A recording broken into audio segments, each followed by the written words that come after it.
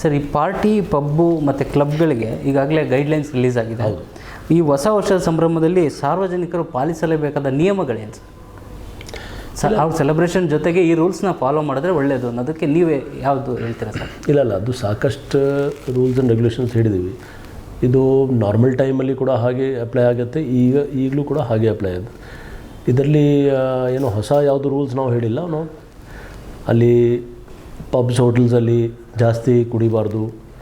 ಜಾಸ್ತಿ ಕುಡಿದ್ರೆ ಹೋಟೆಲ್ ಅವ್ರಿಗೆ ನಾವು ಇನ್ಸ್ಟ್ರಕ್ಷನ್ಸ್ ಕೊಟ್ಟಿದ್ದೀವಿ, ಅವ್ರಿಗೆ ಜಾಸ್ತಿ ಡ್ರಿಂಕ್ಸ್ ಕೊಡಬಾರ್ದು. ಪ್ಲಸ್ ಅಲ್ಲಿ ವುಮೆನ್ ಬೌನ್ಸರ್ಸ್ಗೆ ಕೂಡ ಟ್ರೈನಿಂಗ್ ಕೊಡಬೇಕು.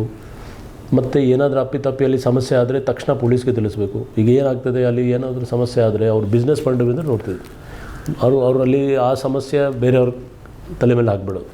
ಅದು ಆಗಬಾರ್ದು. ಯಾಕೆಂದರೆ ನಾವು CCTV ಕಡ್ಡಾಯವಾಗಿ ಮೊದಲೇನೂ ಇತ್ತು, ಈಗಲೂ ಜಾಸ್ತಿ ಮಾಡಿದ್ದೀವಿ. ಅದರಲ್ಲಿ ನಮ್ಗೆ ಗೊತ್ತಾಗುತ್ತೆ ಯಾರ್ದು ಮಿಸ್ಟೇಕ್ ಇದೆ.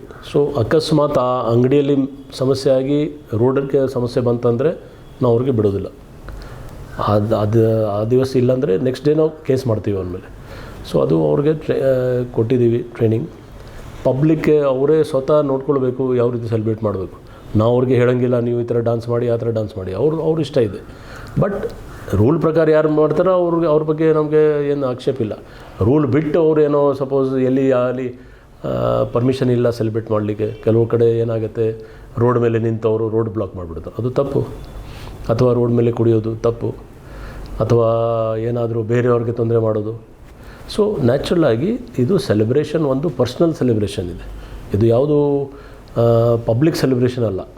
ಪರ್ಸ್ನಲ್ ಅವ್ರವ್ರ ಫ್ಯಾಮಿಲಿ ಜೊತೆಗೆ, ಫ್ರೆಂಡ್ಸ್ ಜೊತೆಗೆ ಎಲ್ಲ ಸೆಲೆಬ್ರೇಟ್ ಮಾಡ್ತಾರೆ. ಅಂಥವ್ರ ಬಗ್ಗೆ ನಾವು ವಾತಾವರಣ ಒಂದು ಕೊಡಬೇಕು, ಅವ್ರು ಸೆಲೆಬ್ರೇಟ್ ಮಾಡಲಿಕ್ಕೆ. ಇದರಲ್ಲಿ ಆ್ಯಂಟಿ ಸೋಷಲ್ ಎಲಿಮೆಂಟ್ಸ್ ಯಾರೋ ತೊಂದರೆ ಮಾಡಲಿಕ್ಕೆ ಬಂದರೆ ಅವ್ರ ಮೇಲೆ ಕ್ರಮ ತಗೊಳ್ತೀವಿ.